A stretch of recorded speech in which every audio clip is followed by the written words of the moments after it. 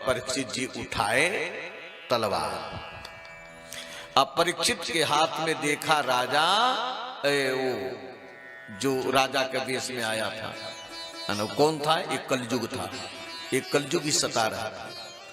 अब तो उसने राजसी पोशाक उतारा और परीक्षित जी के चरणों में गिर गया।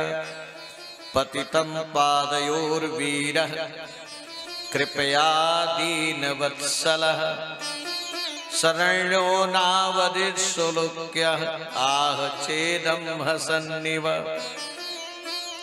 जब चरणों में गिर गया तो परीक्षित जी को दया आ गई और परीक्षित जी ने कहा कि अब मैं तुमको मारूंगा नहीं, लेकिन तुमको अपने राज्य में रहने नहीं दूंगा, क्योंकि तुम जहां रहोगे वहां धर्म कर्म नहीं होगा, इसलिए मेरा राज्य छोड़ करके चले जाओ। मैं तुमको बचा रहा, मारूंगा तो नहीं, लेकिन अपने यहां रहने नहीं दूंगा। थोड़ी देर के बाद कहा, महाराज जहां मैं जा रहा हूं, क्योंकि आप चक्रवर्ती राजा हैं, और चक्रवर्ती राजा उसको कहते हैं जहां तक सूर्य का चक्र चलता है, जहां तक राज्य जिसकी अधीनस्थ है वो चक्रवर्ती राजा है। तो मैं जहां जा रहा हूं वहां मैं आपको देख रहा हूं, तो मैं कहां रहूं? मैं कहां रहूं? मुझको भी तो कोई जगह दे दीजिए। तो परीक्षित जी को दया आ गया। ध्यान देना, परीक्षित जी कलयुग को 4 स्थान देते हैं और कल्याणकामी को चारों जगह से बचना चाहिए। अगर जो नहीं बचेगा उसकी दुर्दशा होगी, उसको कोई रोक नहीं सकता। ये 4 स्थान कौन कौन से हैं याद कर लीजिए, जहां तक आवाज बचने का प्रयास करो। जहां जुआ खेला जाता हो वहां पर तुम रहो।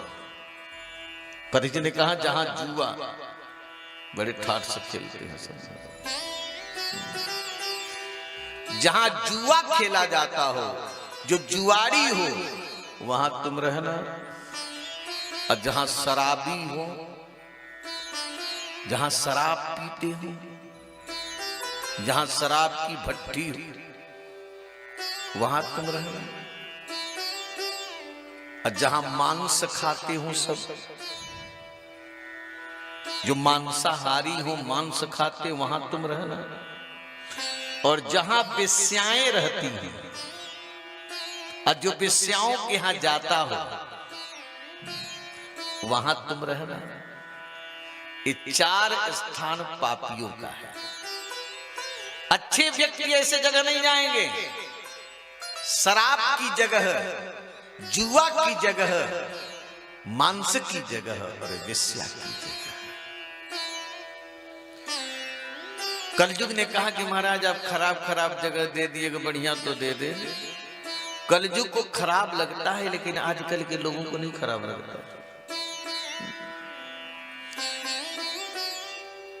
शराब को तो लाइन लगा के लेते हैं सब,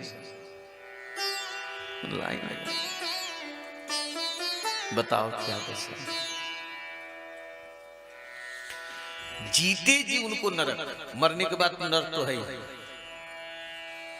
दूसरे दिन खाने को ना हो, लेकिन जब पी लेगा तो अपने को प्रधानमंत्री से कम नहीं मानेगा। गिरे रहते हैं गंदी मोहड़ी में और गंदी नाली में गिर के कहते जय गंगा जय जमुना। बताओ, तो जहां शराब पीते हो वहां तुम रहना, जहां वेश्याएं रहती हो वहां तुम रहना, जहां मांस खाते हो। उसने कहा कि महाराज खराब खराब जगह दे दिए, बढ़िया तो जगह दे दे। तो परीक्षित जी को दया आ गई, तो उन्होंने कहा कि जाओ तुम सोने में भी रहना। कहां रहना? ध्यान देना, केवल सोना मत मान लेना। सोना तो उपलक्षण है। सोने का मतलब धन, और धन कई प्रकार का होता है। भूमि धन, मकान धन। सोना भगवान ने कहा है गीता में कि धातुओं में सोना मैं हूं, है ना। इसलिए सोने का दान का महत्व होता है। अगर कलयुग रहता तो काहे का दान होता, काहे का कोई स्वीकार करता है? पाप पूर्वक, अधर्म पूर्वक, अन्याय पूर्वक कमाई हुई संपत्ति उसमें कलयुग का वास होता है। चाहे सोना हो, चाहे खेती हो, चाहे मकान हो, चाहे गाड़ी हो, चाहे घोड़ा हो, जो कुछ हो, जो संपत्ति केवल सोने तक सीमित मत हो जाना। जो संपत्ति अधर्म से, अन्याय से, दूसरे को धोखा दे करके, दूसरे का छीन करके जो एकत्रित किया जाता है, उसी संपत्ति में कलयुग का वास। सोना में दे दिए और धर्म को चारों चरणों से युक्त कर दिए। अब कलयुग सोचने लगा कि जब तक राजा परीक्षित रहेगा तब तक मेरे राज्य का विस्तार होगा नहीं, क्योंकि यही हमारे राज्य का द्रोही है। तो इसको मैं कैसे बर्बाद करूं, इसको मैं कैसे खत्म करूं? तो विधि विधान अति ही बलवाना। एक दिन महाराज परीक्षित ही सोने का मुकुट पहन लिए। किस मुकुट को पहने? जिस मुकुट को राजा जरासंध पाप से एकत्रित किए हुए धन से जिस मुकुट को तैयार कराया था, स्वर्ण हीरे माणिक्य से जड़ित वो मुकुट था, बड़ा दिव्य मुकुट था। उसी मुकुट को महाराज परीक्षित पहन लिए। ज्यों ही उस स्वर्ण का मुकुट पहने कलयुग आकर के बैठ गया, बुद्धि भ्रष्ट कर दिया। परीक्षित जैसे धर्मात्मा राजा के मन में शिकार खेलने की कामना आ गई, हिंसा। धीरे धीरे सब आ रहे हैं अवगुण। अब वो परीक्षित कुछ साथियों को लेकर के शिकार खेलने के लिए जंगल में गए। एक हिरण का पीछा किए, हिरण लगा भागने। परीक्षित जी महाराज पीछे दौड़ते दौड़ते दौड़ते घोर जंगल में पहुंच गए। हिरण आगे निकल गया। परीक्षित जी भूख और प्यास से पीड़ित हो गए। भूख प्यास से पीड़ित। जब भूख लग जाए और प्यास लग जाए तो केवल भोजन और पानी दिखता है कि कहां से भोजन मिले, कहां से पानी मिले। अंत में उस जंगल में इसकी व्यवस्था नहीं हो पाई। तब तक एक महात्मा का आश्रम दिखा, एक साधु का आश्रम, एक महात्मा का आश्रम। महाराज परीक्षित ने सोचा कि चलो महात्मा के यहाँ चलेंगे तो महात्मा हमको जल भी देगा और फल भी देगा।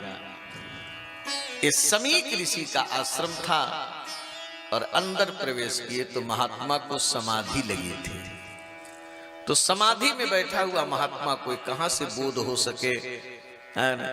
ये बोध नहीं हो सका कि राजा आए हैं और महाराज परीक्षित, है ना। आंख बंद किए हुए महात्मा के प्रति इनके मन में कुभावना आ गई कि यह ढोंगी साधु है, ये पाखंडी साधु है, कहीं राजा का स्वागत न करना पड़े, इसलिए आंख बंद करके बैठ गया। देखूंगा इसकी समाधि। और वहीं पर राजा परीक्षित वही मरा हुआ सर्प पड़ा था और मरे हुए सर्प को अपने धनुष से उठाए और महात्मा के गले में लपेट दिए। मरा सर्प इसलिए लपेटे कि अगर झूठी समाधि होगी तो चिल्ला करके भागेगा, लेकिन महात्मा की समाधि तो असली थी। गड़े में सर्प लटका करके महाराज परीक्षित चले गए। इधर इन्हीं का पुत्र श्रृंगी कौशिकी नदी के किनारे खेल रहा था। तब तक किसी बालक ने जाके बताया कि तुम खेलने में लगे हो, तेरे बाप के गले में मरा सर्प पड़ा है। उसने कहा किसने डाला? कहा राजा परीक्षित। आप तो ब्राह्मण बालक क्रोध में भर गया। अरे क्षत्रियाधम, तेरी ये हिम्मत! मेरे पिता के गले में तूने मरा सर्प डाला, ये नहीं जानते हो कि ये राज्य तुम्हारा नहीं है, ये तो संतों का है, ब्राह्मणों का है। तुमको तो धरोहर के रूप में दिया गया, तो इतना अभिमानी हो गया। मेरे पिता के गले में तूने मरा सर्प डाला, आज मैं तुमको श्राप दूंगा, आज मैं तुमको छोड़ूंगा नहीं। इति लंघित मर्यादम, तूने मर्यादा का उल्लंघन किया है। इति लंघित मर्यादम तक्षकः सप्तमे हनि दक्षस्म कुलांगारम चोरितो में ततद्रुवम। आज के 7वें दिन तुमको जहरीला नाग तक्षक काटेगा, तेरी मृत्यु हो जाएगी। इतना कह करके बालक आश्रम में आया है और पिता के गले में मरा सर्प देख करके बालक फप करके रो पड़ा। और बालक जब चिल्ला करके रोया, महात्मा की समाधि टूट गई। समीक ऋषि ने अपने गले से सर्प को फेंका और पूछ पड़े, बेटा कस्माद ही रोदसी, तुम क्यों रो रहे हो?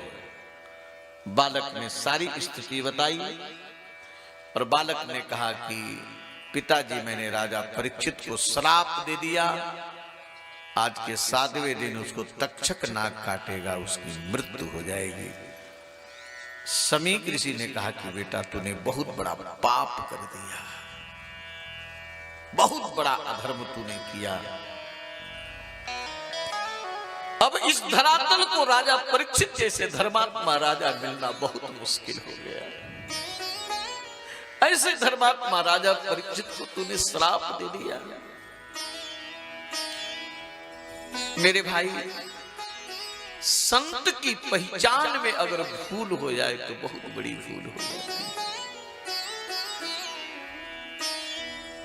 इसलिए संत की पहचान ठीक करो। आदर सबका, सम्मान सबका, लेकिन संत की पहचान। आज महाराज परीक्षित ने असली संत को नकली मान लिया।